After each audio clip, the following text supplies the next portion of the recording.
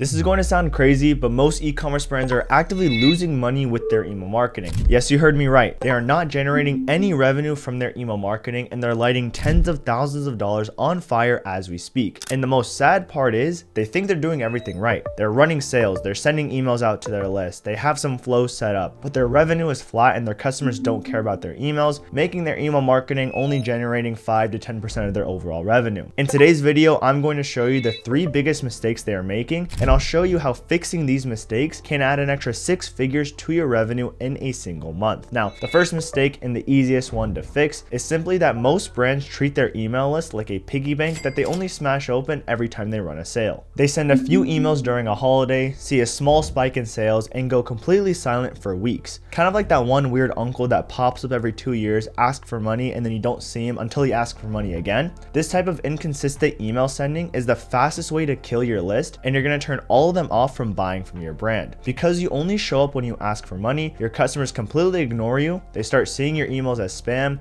and pretty soon they don't see them at all because all of your emails are so transactional. So let me show you what a good, consistent email campaign strategy looks like and the kind of result it can get you. Now let me show you this. So this was over the course of 6 months. Now if we go into the month of November, which is when we took over their email marketing, you could see the huge difference there. So if I go from November 1st to November 30th, in just this 1 month, we did $565,000 in revenue, and $239,000 of that came from our email marketing. Now, if we take a look at the breakdown, $150,000 of that came from our email campaigns that we were blasting out to the list, and almost $90,000 of that came from our email flows. Now, this campaign strategy obviously had a good amount of sale emails in there because it was in the month of November, but let me show you, prior to us launching our sales, we actually were sending out a lot of value-based emails to the list. So we sent out a total of, I believe it was 39 emails in the month of November. Let me go from November 1st to November 30th. So we sent a total of 39 different emails and SMS out to the list, majority of it being emails. And in the very beginning of November, as you can see, from November 7th to about I'd say the 21st, we're only sending value-based emails, and we're still generating around 1,400 to 2,400 per email campaign. But as you can see, it's a lot more consistent. We're sending out on November 15th, the 16th, the 17th, the 18th. We're sending out every single day, warming people up for our sales. And when we actually did launch our sale right here, early access launch for our VIP list, we did $18,000 in sales. Now, the reason why I bring this up, obviously this was a Black Friday sale email, so the results are a little bit more inflated, but it was these email campaigns prior that were able to warm up our list, get them primed up for Black Friday, which allowed us to get campaign results like $18,000 right here. The next email campaign did $22,000. We had another one do $18,000, $21,000 here. This is the result of consistent email campaign sending, sharing real value to your email list, and from there, being able to generate results like this when you do launch a sale. Now, obviously in the month of November, we were sending out a ton of sale emails out to the list. We wanted to drive sales, obviously because of Black Friday, Cyber Monday, but on a normal month, our entire strategy is always value focused. So we always focus on different pain points that our customers have, different benefits that they're looking for. We highlight those and our sales just come naturally because we are focusing on pain points that they are facing and trying to help them out and actually solve these problems for them. All right, now the second mistake that most brands make with their email marketing is that their email flows are broken or they're just incomplete. Even if you are sending out consistent emails to your list, they're pain point driven, they're value driven, they're actually solving problems for your email list, you're still leaving a lot of money on the table if your flows aren't set up properly. And that means you need all of your core flows set up. You can't just rely on some basic templated welcome and abandoned cart flow series that you set up a while ago to drive sales for your business. I basically want you to picture your customer journey like a nice, smooth car ride.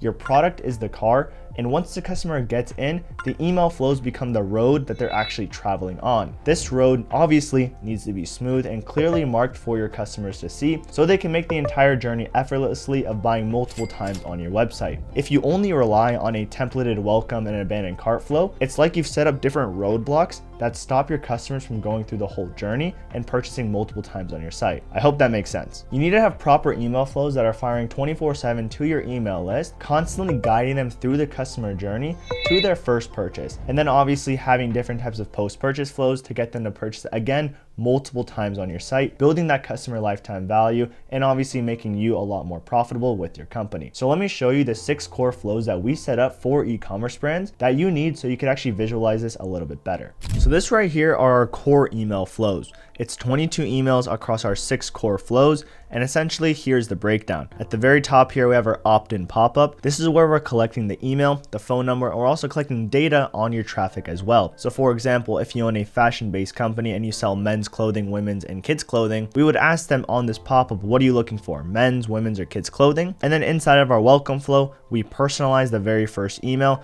to what they're actually looking for. So if it's men's clothing, we only show them men's clothing, women's, and then also kids clothing right here, depending on what they're actually looking for. We have custom SMS reminders that also go out as well. And then over the course of 5 days, all that we're doing is that we're nurturing these people, trying to get them to actually learn more about our company. And then from there, all that we're trying to do is just get them to make that first purchase on the site. So we do this through a plain text reminder email from the founder, a review email, a product highlight email, and at the very end here, we have an SMS reminder with an upgrade in the discount. This is kind of like a Hail Mary effort to try and really get these people to purchase on your site. The next 3 flows are going to be your abandonment flows. So these are people who are landing on your website, but they're not taking the next action. So site abandonment is when people are just landing on your website, but they're not viewing any products or adding to cart. We have 2 emails to retarget them there. Our browse abandonment flow is retargeting window shoppers. These people are browsing your products. They're probably checking out some competitors as well. We want to be able to build more trust with them, get them back to the product page and eventually purchase. That's why we have 3 emails as well as another SMS here. The next flow here is going to be our abandoned checkout flow. These are going to be your hottest prospects, people who have added a cart, gone to checkout, but they haven't actually completed their purchase. We have a simple reminder, social proof, and at the very end here, we have a mystery discount, which is working phenomenally for all of our clients. Basically, what we're saying is that, hey, get up to 40% off, use code mystery at checkout. In reality, we only gave them 10, 15, maybe 20% off. But what we're seeing is that people go back to their cart, they put in the code, excited to see what they're going to get. They put in the code, they see the drop in the overall price,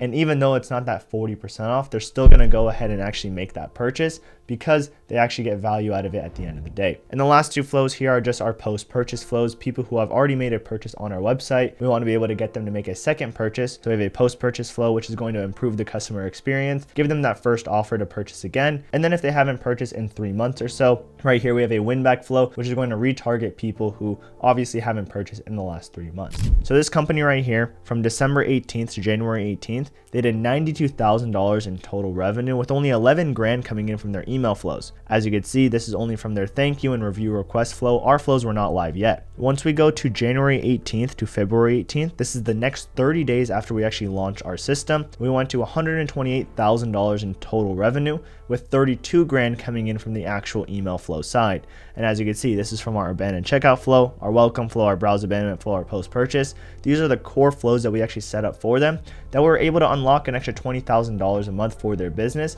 just by having proper email flows set up. So now the way that you want to think about your email flows is kind of like a leaky bucket. You're pouring traffic inside of this bucket, and the way that you could plug in all of the holes inside of this bucket is through your email flows. You want to be able to retarget all of these different types of sub buckets of first-time visitors, people who are browsing your products, people who are adding a cart but not purchasing, even customers. You want to be able to retarget all of these people, which is why having proper email flows in place is so important. Now, if you want to fix these mistakes and have this entire system built for you, you could book a call with me and my team, and using the first link inside of the description, we've helped over 130 e-commerce brands add millions in revenue with just having this one email flow system. And if you're a good fit, we want to do the same for you. Click the first link inside of the description to get in touch. Now, this third and final mistake is super critical to avoid, and once you see it, you cannot unsee it. Most brands are spending thousands of dollars or more every single month driving traffic to their website. But here's the problem. If you're not capturing that traffic with a high converting pop-up, you're just throwing money away, because the pop-up is the only way to actually build your email list. And the more people you have on your list, the more traffic you own. Once these people are on your list, you can market to them for completely free. And if you have a good welcome series, you'll be able to convert way more of this traffic into paying customers, boosting your ROAS and boosting your conversion rates. Imagine ignoring the most important step to building your email list and then wondering why your email revenue is so flat. So let me show you what a high converting pop-up actually looks like so you don't have to deal with this problem. Now, first, before I show you the high converting pop-up, let me just reiterate one more time. The reason why pop-ups are so important is because you're able to convert your paid ads into actual email subscribers. you'll be able to retarget this traffic through email flows and campaigns and converting them into paying customers rather than relying so heavily on your paid ads. And you actually get to own your traffic. So here's a little graphic that I made. You have your paid traffic coming onto your website. Majority of these people are going to leave. You want to convert some of these people into your actual email list. From there, you share a bunch of content with them. And then rather than being stuck at around a 1, 2, 3 ROAS, you're able to have a way better ROAS because you have more content going out to them. You're nurturing them a lot more, which results in you getting more money. Now here are just some of our pop-up results. As you can see, we have a 6.8% submit rate, 7%, 9% submit rate, the revenue that was also able to generate. Now the first thing that makes or breaks a pop-up is actually the offer. So here are some of the best offers that we have seen from the highest converting to the least. The first one is going to be a free gift. Next is going to be $1 off. The next is going to be 8% off, early access to new products. This is obviously for a lot more exclusive brands. And then free shipping on the first order is going to be the most least converting because typically everybody gives out free shipping.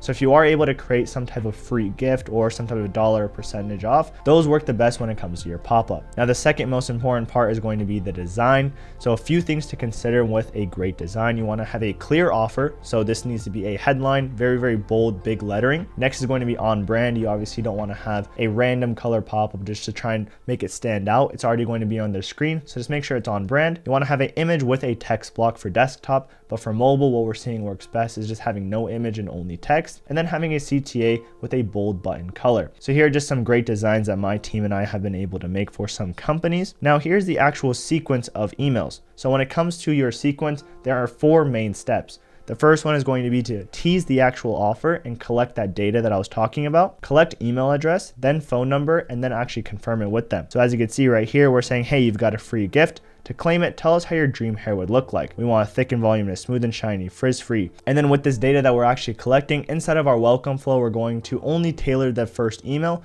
to what they're actually looking for, making that welcome flow a lot more converting for this actual company. Next is going to be us collecting the email. Then it's going to be the phone number. And then at the very end, it's going to be the confirmation, just confirming that they should go to their email to actually get their discount. Now, the fourth and final component of a high converting pop-up is going to be the timing. So this is very simple. The best timing for your pop-up is 7 to 12 seconds of them viewing your site or after they have scrolled 35% of your site. So if they've been on your website for around 7 to 12 seconds, you want to have that pop-up come on their page. Or if they are scrolling on your actual homepage or on their product page after 35%, you want to be able to have that pop-up on there. So these are all the steps of having a high converting pop-up. Just to go over it one more time, you want to have a very good and clear offer. Next is going to be the design, making sure that they can actually see the offer and everything is on brand and you have a very bold button. Then for the actual sequence is going to be tease and collect that 0-party data, collect the email address, collect the SMS, and then actually confirm with them to go and check their email and phone number for their discount. And then at the very end, you just want to have a pop-up that pops up after 7 to 12 seconds or after they have scrolled 35% on your page. And those are the 3 biggest mistakes when it comes to e-commerce brands with their email marketing. But let's be honest, even if you know what not to do, you still need to deep dive on the exact system that actually works so you can understand fully what your business could be doing when it comes to your email marketing. So if you want to see how we added over 10 million in sales for over 120 e-commerce brands using the exact email flow system I mentioned earlier, watch this video and I'll see you there.